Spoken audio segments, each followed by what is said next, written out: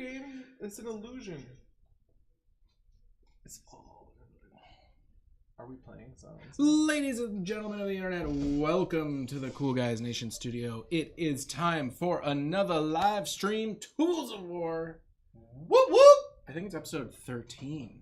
Ooh, that's my lucky number. Is it? We should have done it on Friday. I had to get between the mountains, so I'm a little off center. Sorry to all of you people at home that have Raise your chair. OCD. That's raised all the way. Sit up straight. I am sitting up straight. That's it. It's all there. I like being behind the mountains. I'm like right in the valley. You're right in the valley. That's where we all want to be, in the valley. In the valley of... Wait. No, that's in the middle of the night. In the middle of the valley. That's the wrong song, sir. The wrong song. All right, what are we talking about today? We're doing stuff. We're doing stuff. Thinking about things, and we're talking about the things. Not a lot going on in the Games Workshop land right now. It's a little slow. Yeah, totally slow. A little slow. But we do have some Batman updates. I think everybody's still reeling from like the recent release. I mean, it's bad when we can't keep up with the releases from GW. Yeah, it seems like there's been a couple releases in a row. Just a lot of stuff. Yeah. But anywho, we have other things to talk about. Yes, we're going to talk some Bat Chat right now because we're super excited. Night models have blown off the doors with all this new stuff that they're putting out. Yes, so I'm actually excited again. Yeah, Aaron's excited. I'm actually excited to buy some Batman. Why are you excited? Because Team Flash from the TV show Flash on the CW has finally released some of Team Flash, which makes me so happy. We got Barry. Right. We got Vibe. Correct. We got Wells. Correct. We got you Heatwave. Excited next to that. I did, right. Well, it's for all of them. It's for the whole thing. Okay. Then we also have Heatwave and Captain Cold. And I think that you are also missing that they have Damien Dark. I didn't see Damien Dark. Reverse Flash. None of those are on the website as new models. And Malcolm Merlin. Are you sure? And Malcolm, yes. And because Malcolm I went Merlin, to the Night website and I looked at new models. You didn't look good enough. I looked at the page. I didn't see those. You didn't look good enough. And Malcolm Merlin can play with Team Flash. Yeah, but I'm not excited about any of those. You're not excited about Malcolm Merlin? No, he's my least favorite Dark character. Is a magic user. Okay, I do like Damien Dark. He has his range attack. Get this right. Yeah. It's 2 shots. It does like 2 blood, whatever. I don't know. Don't quote me on that. Yeah, but do you know what the ammo is? How much ammo does he have? 5. 52 because he's throwing cards. Oh, okay. You'll never use it all. Does he really have 52? That's 52. That's nice. I like that. That's actually cool. That's exciting. Yeah. They have a lot of stuff from the multiverse coming out. Yeah. So they got Batman from the multiverse, and he's in this like crazy dynamic pose with his cape up. That's what I was telling you about. Yeah, I know. He's got a big base. Yeah. You can't see him unless you're in base-to-base contact with him. That's cool. He's got like darkness clouds coming out of him and stuff. But he's a $44 model. It's gonna be a huge base model. Still an expensive model. Just to put that in context, he's probably gonna be about like 7 inches tall. Joker's daughter is 13. Right. So just so you get some comparison, like a normal Joker's daughter is like a normal Space Marine size model. I don't know how big Batman is. How big could Batman possibly be? Maybe Imperial Guardsman type model, a skinny but one. He is expensive. Yes. And just to compare that, like the starter box where you get a ton of models is like $80. Well, those are the new starter boxes. I know, with like a ton of models in them. Yeah, but you get one model for 44 or a starter box with like 10 for 85. I'm sorry. And for that they have the Riddler Quizmaster, the Joker Clowns Party, and the Suicide Squad.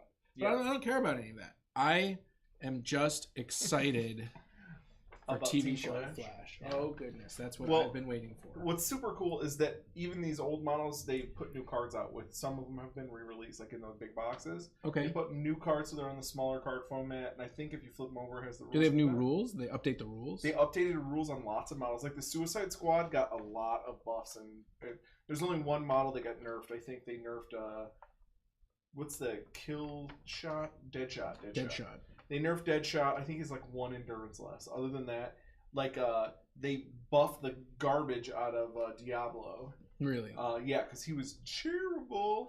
And then everybody else got some bonuses. That's really cool. But there are some bad things that happened. Okay.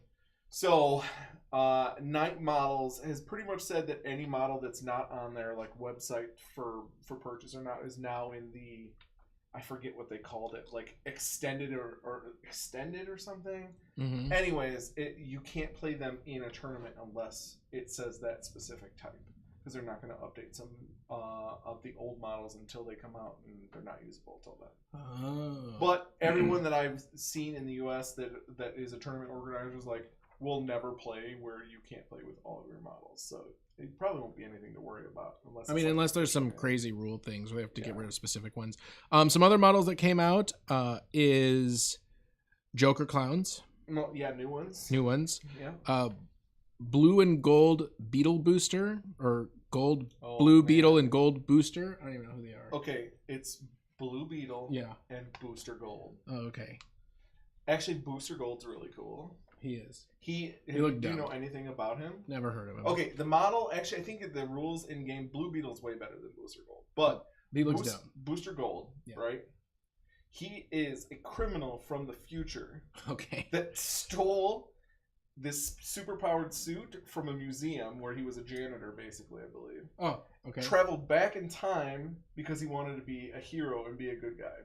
But he started benefiting from all the things that he knew about so he could gamble and stuff. Right. So he was like Back to the Future Biff that wanted to be a superhero. Interesting.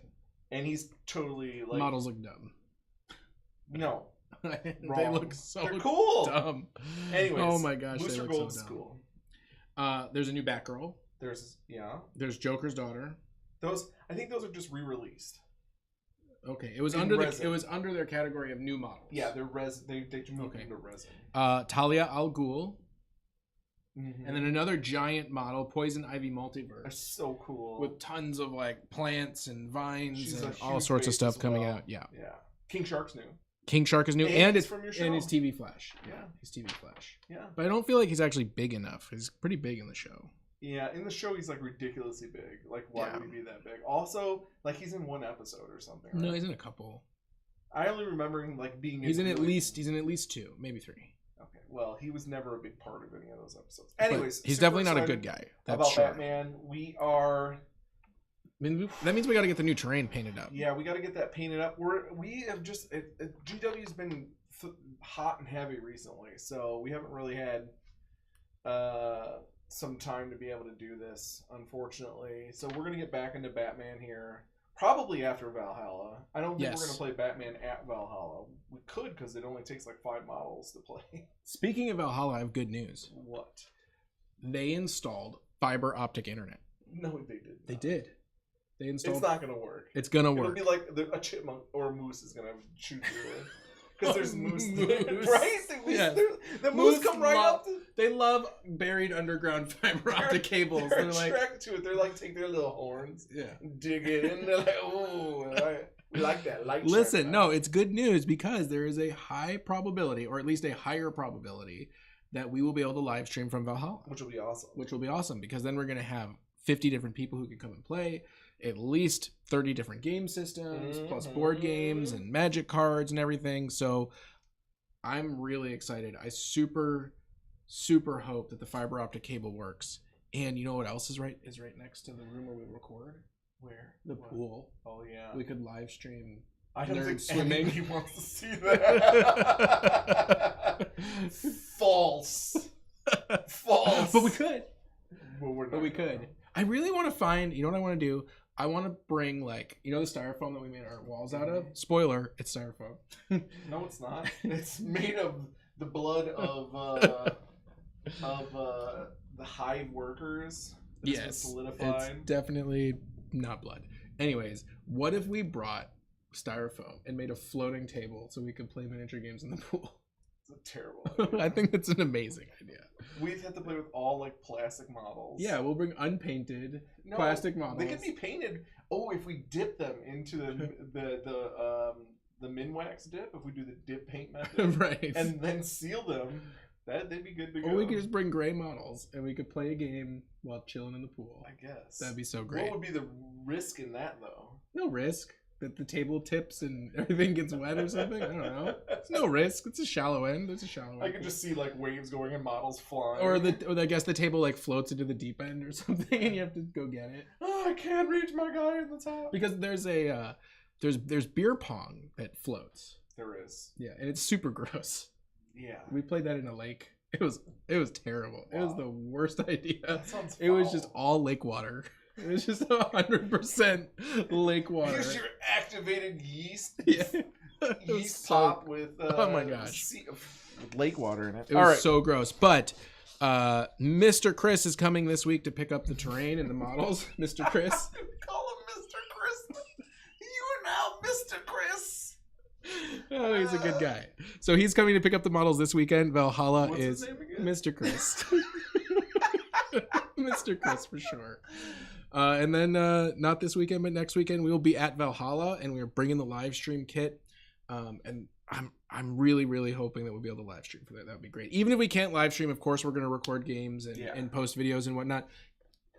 I guess the minimum is maybe we'll even be able to upload videos because we had a problem just uploading last year. Like we had to wait till we got back. Yeah. Well, we just set it up all night though, didn't we? Yeah, but even setting it up all night, like a 10-minute video failed.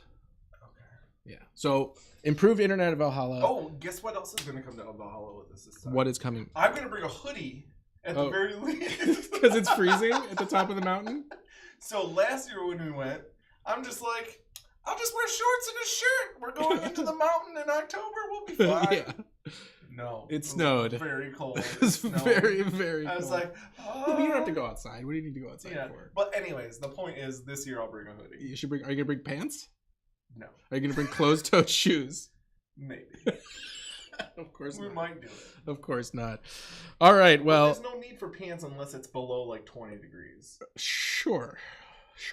I'm excited about huffing and puffing up to the crow's nest. Oh, the At crow's least nest. The first couple of days because you know it's going to be tough. I know.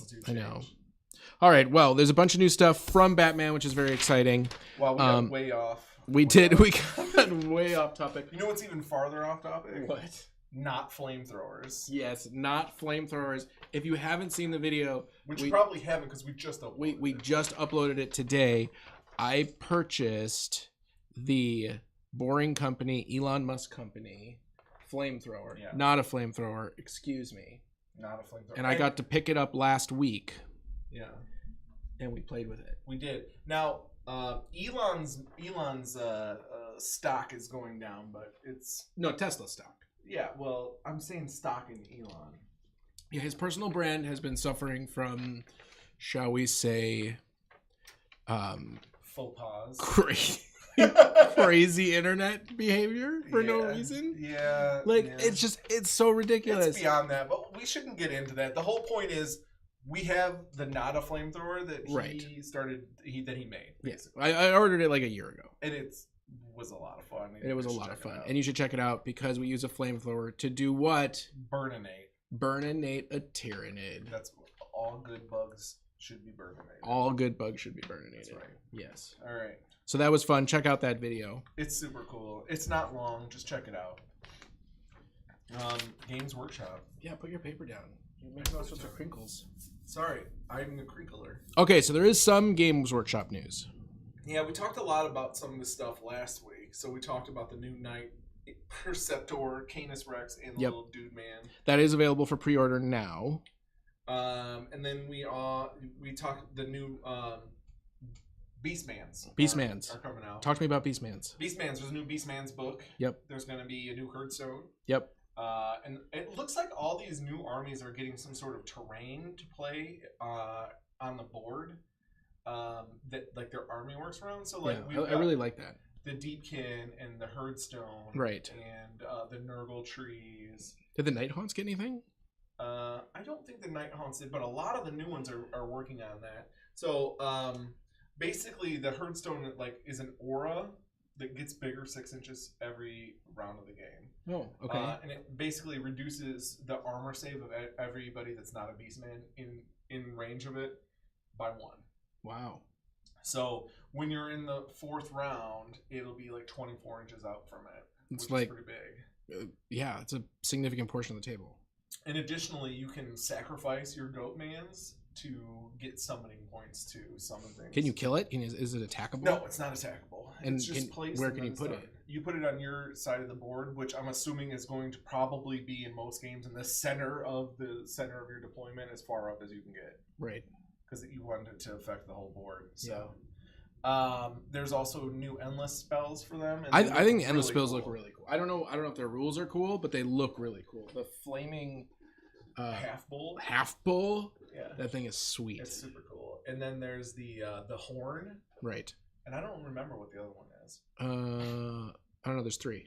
Definitely 3. Oh, that's right. They're the birds. The birds. Yeah, the birds. No one's gonna play with the birds. They're gonna use those models for their Dark Eldar Because they need more. because they need more of the bird swarms, and they're a GW model, so they can use them. So take this to heart. Anybody watching now, if they are playing Beastman, you are probably not going to use your birds. Sell those birds to somebody with Dark Eldar and make a lot of your money back. There you go. Sell It's the a birds. hot tip. That's a right hot here tip. from CGN. Speaking of endless spells, Wait, we weren't done. What? Oh, there's more. Well, we're talking about the new book. Oh, okay. You got more to say? Well, yeah. So the new book is going to take all of these separate Beastman armies and put them together. That's nice. So you can play with all of them.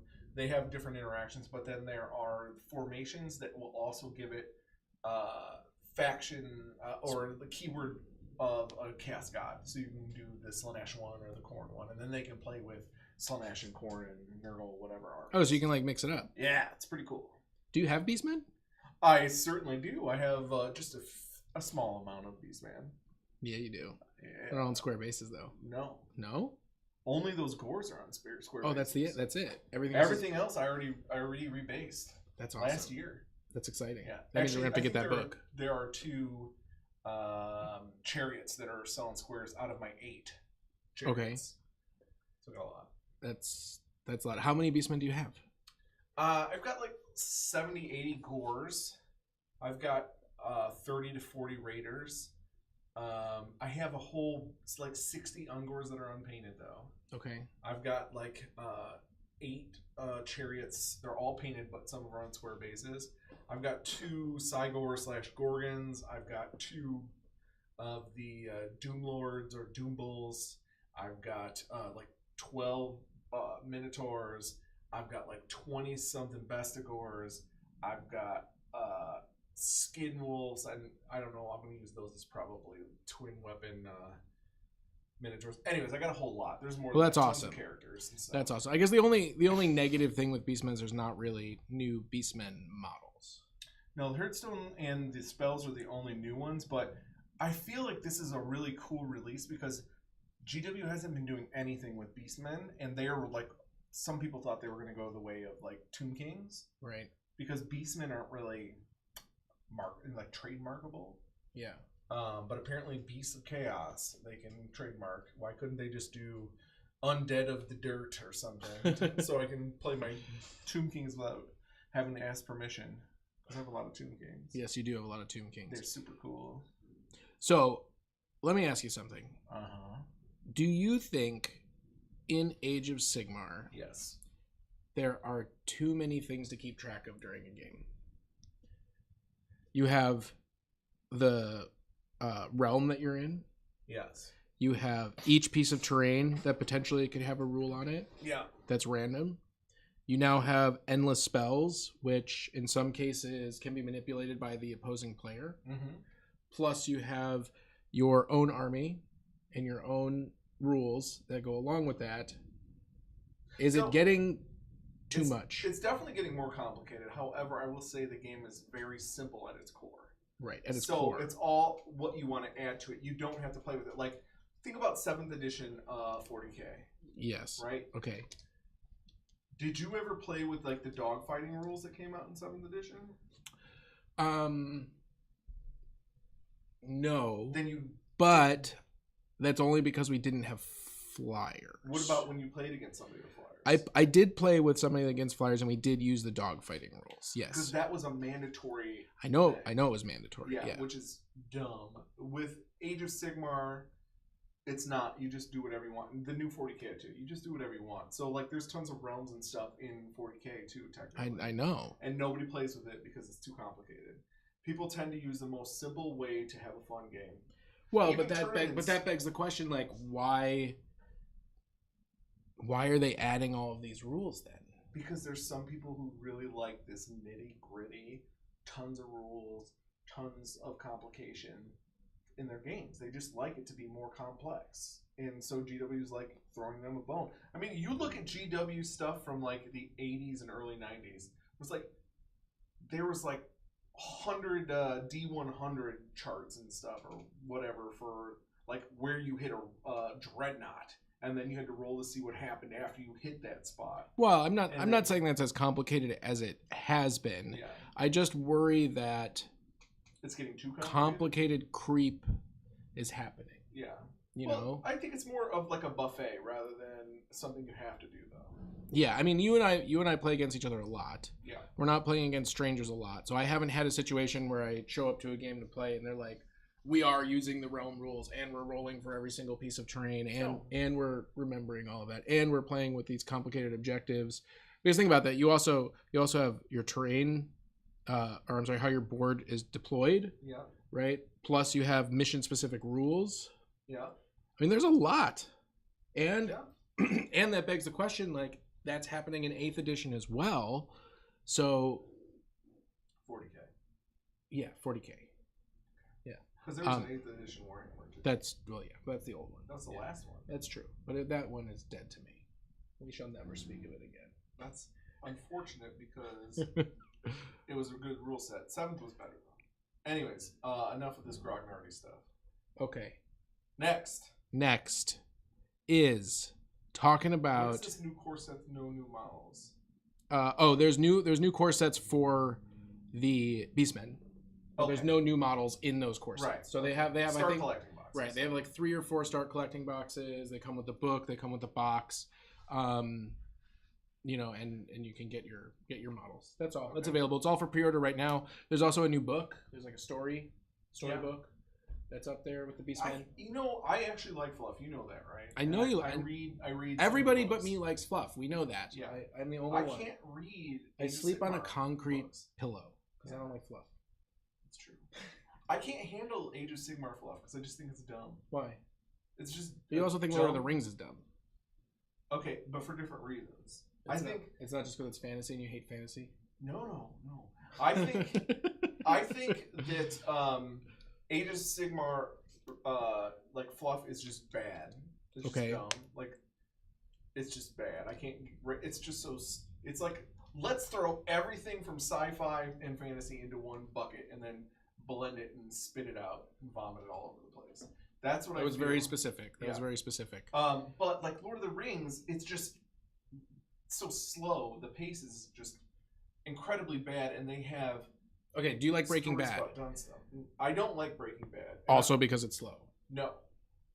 I don't like Breaking Bad because it's anxiety inducing. Oh, it's extremely anxiety inducing. But you don't mind the slowness of that show. No, I've never watched past where they had to put the guy in the tub like first or second episode. Okay. I was like, I'm done. You should watch Better Call Saul then. Okay. It's no anxiety. I hate the show. Okay. And it's nice and slow.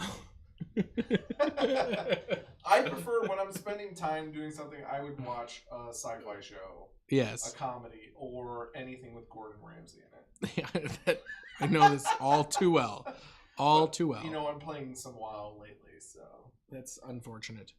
Wait, what do you mean it's unfortunate? I thought we were going to be a team. Oh, right. We're playing WoW together. Aaron has not played WoW. Ever. I've never played WoW. I have never played WoW. I want to get him on camera. I've played Eve. I've played Eve. Eve is dumb. Eve is... You okay. Can't we just play Diablo? Anyways, we don't have to have this argument right now. I'll play some WoW. I'll sign up. We'll do that. Today's main topic, the thing that we want to spend some actual time talking about without getting on all these weird sidetracks that I keep pulling us down, is army list creation for 40K. Oh, so you were being very specific because I was going to make a joke if you didn't say for 40K. What? Okay. Well, let's try it again, so you can make your joke. Army list creation. Well, I would take Bastille-Sean and then add whatever you want to it. Nice inside joke for our audience. Nice inside joke. So he's referencing Star Wars Galaxy of Heroes, which is an iPhone game. It's not just an iPhone. Okay, it is a phone game. Yeah. So for me, all phones are just iPhones. They're either iPhones or knockoffs of iPhones. It's just how it is. Wow. It's just the way the world works these days. No, we are talking about a headphone jack or does it either has a headphone jack or it doesn't have a headphone jack. And it's a knockoff. and it's a knockoff with a headphone jack. No, that is frustrating, the headphone jack. Army list creation in 40K. All right, what is your strategy? What's fun about it? What's not fun about it? What's a good list builder? What, power level versus points? Because I know some people are still making lists by power level. I prefer power level greatly. Yeah, so let's dive into what it's like to make lists. So first of all, we make a lot of lists. Yes. Because we play several games a week across several different systems. This is true. Usually 40K Age of Sigmar, but we do play Batman and some other games every now and again. So we make a lot of lists. We also go to tournaments and we go to conventions, and this is true. Our stack of printed lists is getting very tall. Yeah, we're gonna have to recycle it. We're gonna have to recycle that. So what strategy do you take when making a list? So if I don't say that I'm a power gamer, I think that everyone who listens to this and knows me will. Everyone will. Yes, you're a power gamer. Me. Yeah, I'm a power gamer, but I think that I still make fun choices in the game. In our Custo game, I took the 250 point guy that literally did nothing. He killed one vehicle. Right. But I took a mediocre list from 7th edition, which you knew. I took a bunch of T3. Oh, don't even give me that. I knew he was going to say, I took T3 sisters, or only T3. I mean, it's the tournament list that we took to Adepticon and took 5th with, and we won it. 5th. Well, whatever. 9th, excuse me. I think we were 9th overall. I don't remember. We were high up. We did all right, but we won every game. We won every game. I took 1/20th of that list, though. You pretty much built that list. It's okay. I forgive you. Okay. It's okay. The question is, for our listeners, when you're building a list and you know that you're power gaming. Yeah. I don't admit it, though. What is the strategy by which you build your list? There's nothing wrong with making good lists and bringing them to the store. First of all, I want to say that. Especially if you're playing, I don't necessarily want to say strangers, but if you're playing a random pairing or you're just going to find out who's there or something, particularly if you're playing in a tournament, unless it specifically says friendly, please don't do this sort of thing. The whole point of playing the game is to win the game, and there is a negative attribute that's put towards people who are power gaming, yes, quote unquote, when the reality is everybody should be bringing their best foot forward, bringing the best list that they can possibly bring. And if you're not, then the onus is on you to say, I'm playing this type of list for this type of reason. Maybe I have a scenario I want to play, or I have some sort of storyline that we're going down. Tone down your list, right? So it's a fun game. With the person that you're doing. But let's assume that both players are making the best list they can possibly think of, with access to the models that they need to do it. Yes. What is the strategy that you take? I am a sucker for redundancy. Yes. I love spam. I absolutely love it. I think it looks cool. I think you can make really cool themed lists. And it serves a great function, especially if you're spamming units that have multiple functions themselves. I love redundancy. So if I'm taking one thing, I'm taking nothing, basically, is the way that I've heard it said before. 1 is none, 2 is 1. Because I feel like if you make a plan with a linchpin model or unit, your plan's going to go to hell because it's likely going to get destroyed, and you need to have a backup plan for how you go about the game. That's my personal view. So I'll start off with that. What do I want the army to do? How do I want it to function? how do I make it do this multiple times?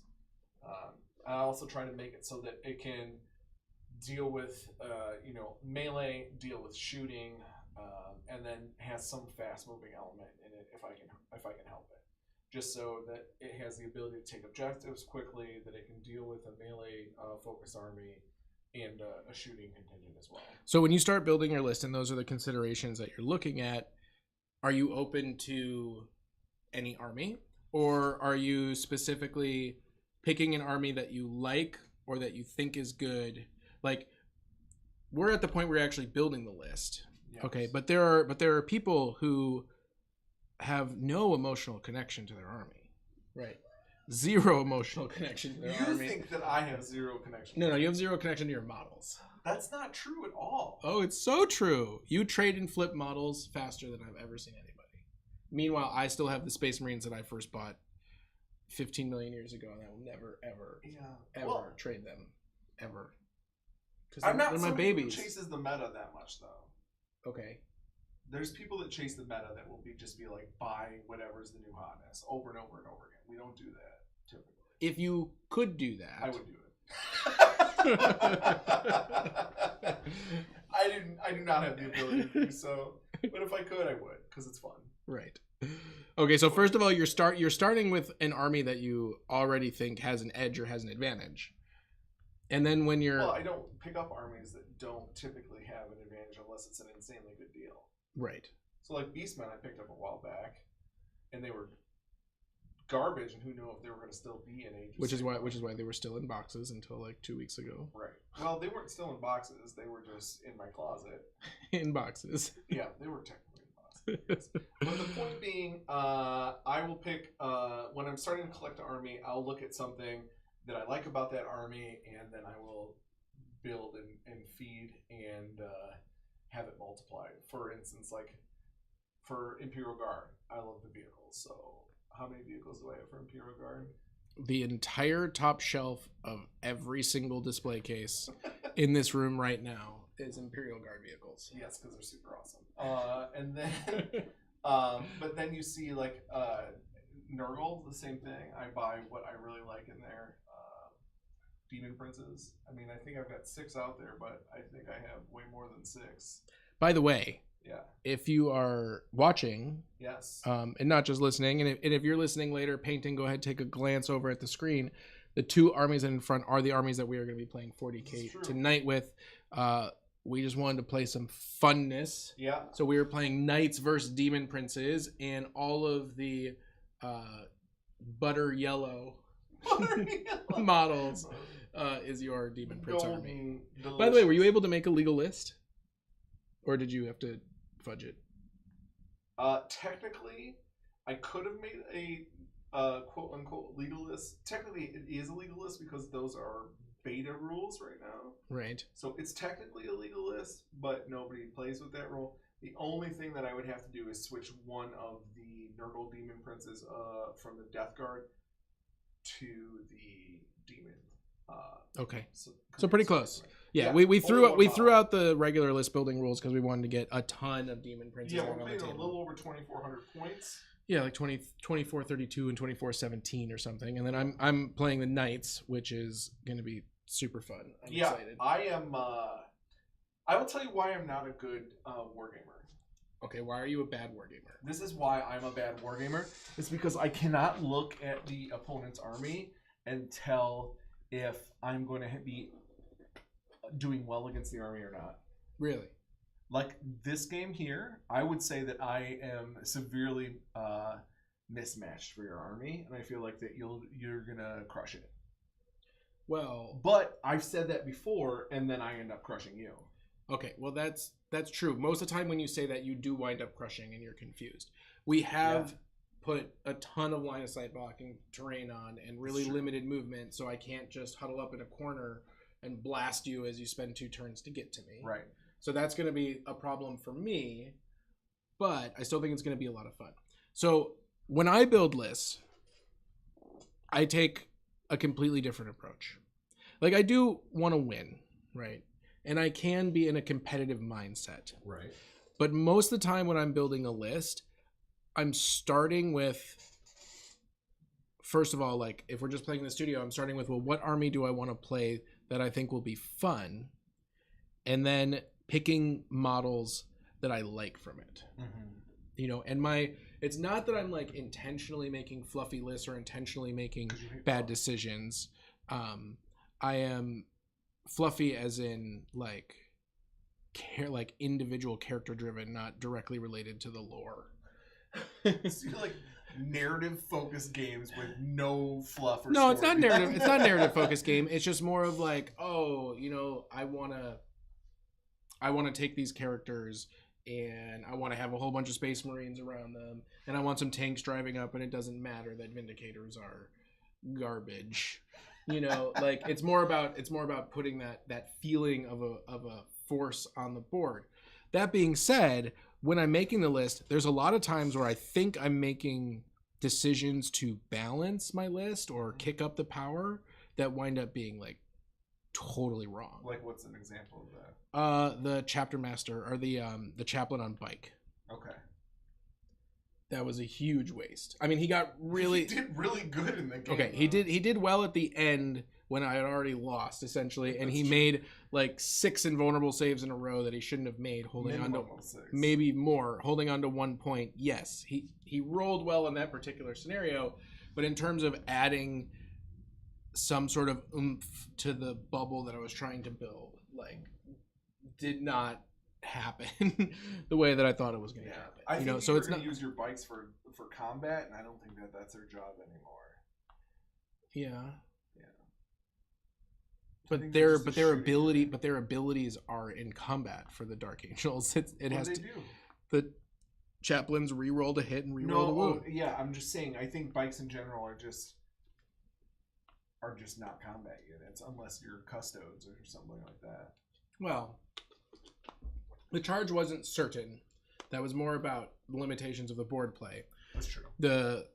My point is that even when I'm getting ready for a tournament or something, it's very difficult to break a mindset of putting together a force that I think looks or feels cool on the board in place of something that I think is just going to take, really good advantage of the rules. Yeah, I think every tournament that we've been a team in, we've always talked a lot about what we wanted to play, and I helped you helped me kind of hold back from being a complete but I mean, in all fairness, even holding back, we still got a lot of people saying that we were power gaming. Right. That's me on a leash. Right. And see, here's the thing though. I will say that this is that there are some unfair things to that. Okay? There is a difference between going on the internet or listening to a podcast or reading the last tournament and just picking the top 5 lists and cherry picking out of it, right? Versus finding something of your own to take advantage and putting it on the table. And there are now 2 team tournaments, our Age of Sigmar team tournament, where we did very well, and the Long Wars Double, where we did very well. I think, now that I'm recalling, I think we actually got 11th. I believe that we were knocked out of the top 10 because of the score in the second game. But anyways, so if anybody looks it up, Long War Doubles, Adepticon last year. What was our team name? I don't even remember. Was it CGN? It's CGM, but we also was Sisters and Misters. Oh, right, Sisters and Misters. I believe it's ranked number 11. So in that, in the Long War Double, and in the Age of Sigmar, we had combinations that killed it. Yeah. That nobody else in the entire room had. And what we were kind of expecting, but what didn't happen, was that people would be like, "Whoa, yeah, that's really powerful," and I didn't think of it, and I don't see it here, and that's really cool. It's cool that you brought something that was really powerful and unique. And instead, what happened is people were like, "No, that's really powerful and broken," and it didn't matter that it was something that you had thought of. It's kind of frustrating. I mean, like the Age of Sigmar tournament is where I took the 13 chariots. Right, 13 chariots, and that's when everybody was taking the snakes. The snakes was all that people were taking from two games, and I didn't take those. Like, everybody said that the chariots were dumb and stupid, and I'm like, yep, they are, but I love them. They do what I want to do in that game. Chariots worked really well, and then in the Adepticon game, the sisters with the pistols was incredible. Yeah, we took a lot of the Seraphim. Yeah. And 2 units of heavy bolters, and then you did take the full custodes. No, I did. I took custodes. I did take custodes. And you know what? Honestly, I don't feel bad about it because pretty much every army we fought was custodes. Also had the custodes. But the point is, like, yes, we took the custodes, and we knew that was a little bit OP, but then we took sisters, and we took something different, and we really weren't sure if the Seraphim was going to work because they're really squishy. We took 6 units of 5 Seraphim. Yeah. So. But it did work, and it was unique. So I think that should be said. That coming up with your own unique, like, set of models and rules that you think works well together, I think that should be appreciated, even if you lose to it. Yeah. You know, and I don't think that happens all the time. We could get off topic on this whole, like, how should tournaments be scored and fluffiness and all that jazz, but we'll just get off topic. We just wanted to talk a little bit about how we approach, how we start list building. Right. Right now, when we were talking a little bit about how do you choose which army to collect, we are on schedule for just having to be able to pick whatever army we want, whatever model we want. I mean, to a certain extent. That's true. There's a lot of stuff that we're missing in a lot of armies. There's a lot of combinations we can't do, especially when you get into needing to take multiples of a certain thing or whatnot. But there are a lot of armies that we can build a lot of stuff from. And you know what? That has really changed my list building because it's a lot different when you can pick, you know, so many different things versus you can pick what you have. Yeah. You know, but the point is, if you are list building and you're list building because you're going to print your list and then you're going to go to the gaming store and you're going to buy your models. Here's my advice to you. Bring 2 lists. Bring a balls to the walls tournament list, and then bring a moderately powered list. Okay. Because you're going to go to the store, and there's going to be 3 types of players. There's going to be the balls to the wall player. There's going to be the moderate, just want to have fun player, and then there's going to be the complete newbie. Right? Yeah, and well, let's just expand the newbie. The newbie doesn't necessarily mean a new player. It could also mean a player who thinks that they have balls to the wall lists and they never are. Right. And that is actually more difficult to deal with depending on their temperament than a newbie. Yeah, but I think that's to a lesser extent. I mean, that's not the typical archetype that you'll find. And if you do run into that person, you'll know them because they'll kind of have that reputation. Yeah. But I would say bring 2 lists so that you can teach with the moderate list. If you want to teach the person who's new, or play the moderate player, or you can play your balls to the walls list with the balls to the wall player. Let's get the nitty gritty.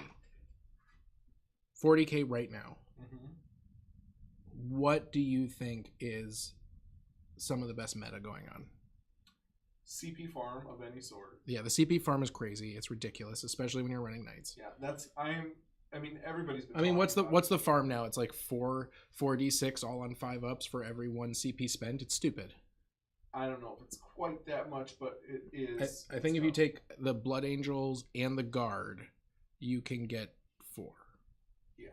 Well, and even 2 is ridiculous. I think that for less than 200 points with Guard to have that type of CP farm is just that's going up. That's going to go away. I think that's going to get nerfed. Everyone's talking about that getting nerfed. But that's what I think is powerful right now. Okay. I think CP farm is number 1. CP farm is really powerful. And then I will say after that you need to specify if you're talking regular 40K, ETC or ITC. Okay. Because those vastly change the game. Because armies that are good in ETC and ITC necessarily won't be good in an open game format. That's true. Because Eldar, which are super good at ITC and ETC stuff, may be absolute trash in an open game. Why? Because the objectives that you're playing for are like take and hold kind of scenario stuff, where Eldar are really good at sneaking out points and sniping out units and being really surgical and hiding, where in a standard format they're not that great. Right. And I think the reason that the ETC and ITC are popular is because it gives armies that aren't like stand on the opposite side of each other and blow the hell out of each other, and then the last man standing is going to win. I think it gives them a chance to do that kind of stuff. So let me ask you something. Do you think it's important to, and when I'm talking casual games, I'm not talking tournaments, I'm talking with your friends on the weekend, even if it's a local tournament or something, do you think people should know the scenarios that are available for them to play or that they are going to be playing before they make a list? No. Yeah, I agree. Personally, I don't think so. I don't think so either. So do you think that the tournament should change publishing their tournament list, their scenarios? A lot of times they won't give them out first, and ETC ones are notorious for that. But a lot of your local games and stuff like that, or tournaments, won't have that kind of stuff beforehand. Like Adepticon won't have that stuff beforehand. Stuff like that. They're not local; they're big too. But that's true. If it's not a specific ITC event, then you typically won't know. What about with your friends?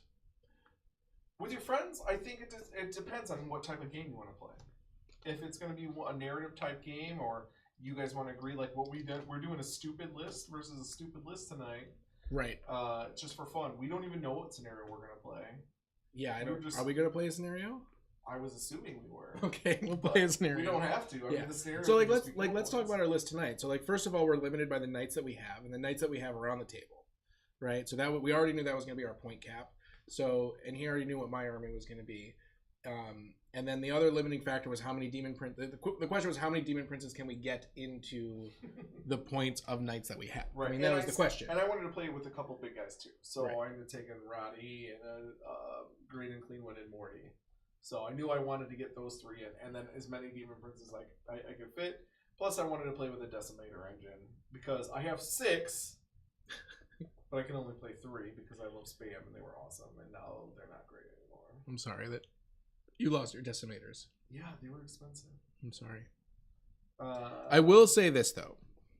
Overall, even though we play mostly points on the channel now, yeah, I miss power level games. Power level is so much better. I mean, it's like tonight. If we do play kill points, we're not going to play point per model. We're going to be playing power level for points when we kill a model. That's true because it's a way better gauge of what's going on.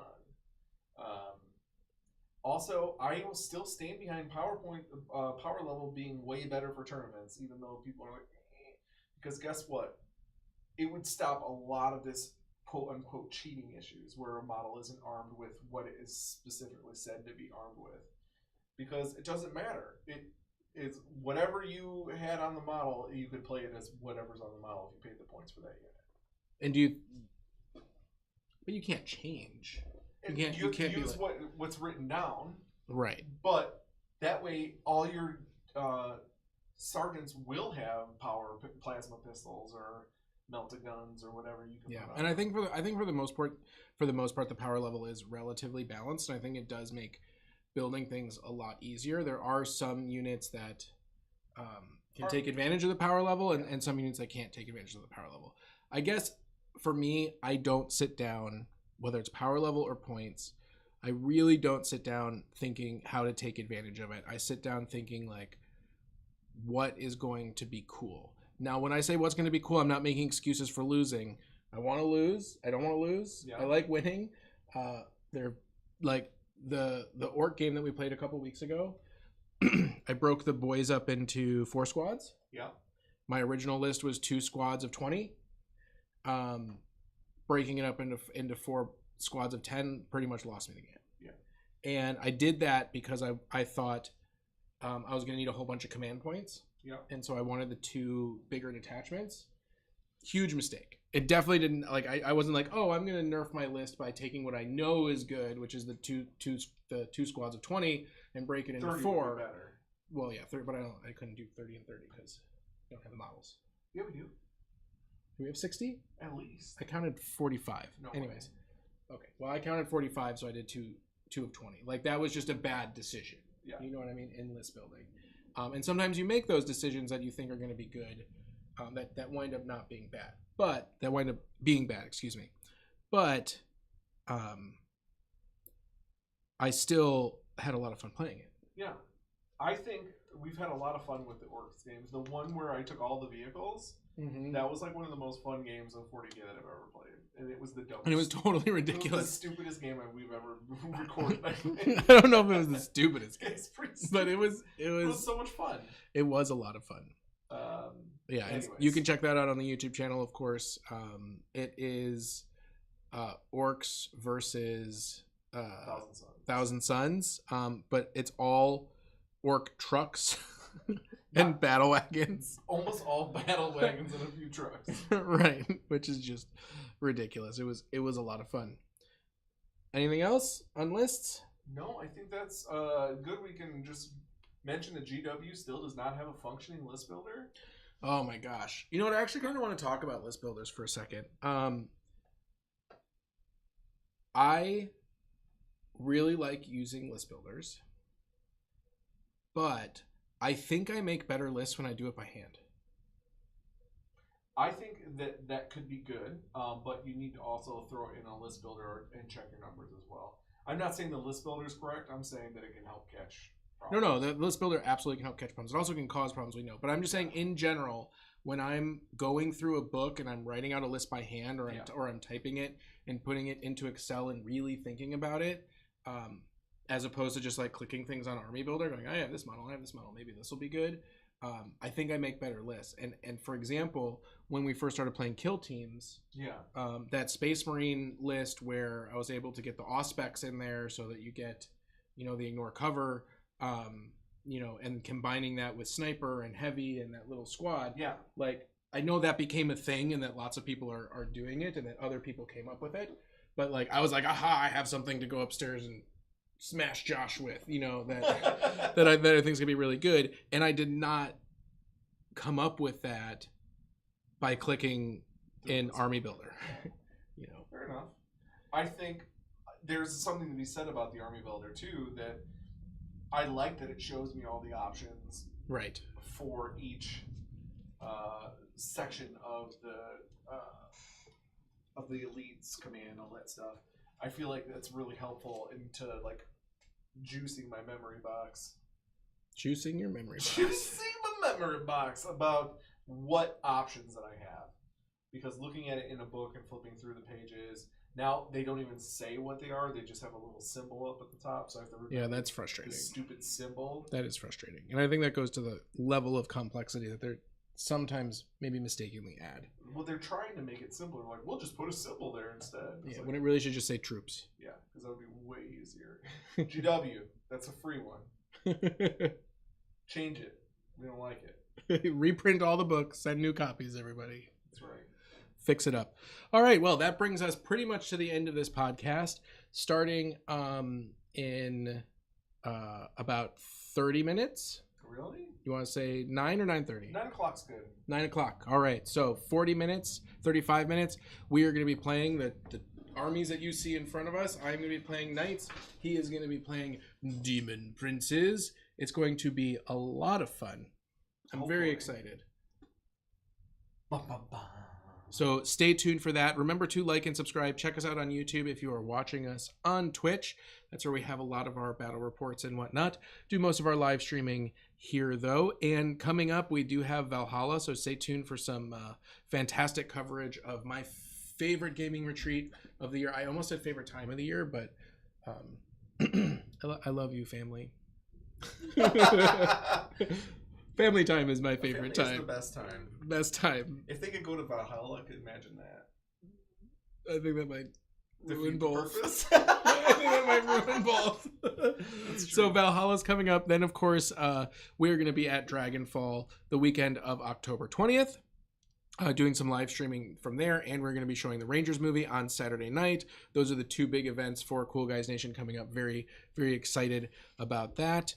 And then that takes us into the holiday season and a new year. That's right. Very exciting. Super excited. Our birthdays are coming up, too. Our birthdays are coming up. Your birthday's not coming up.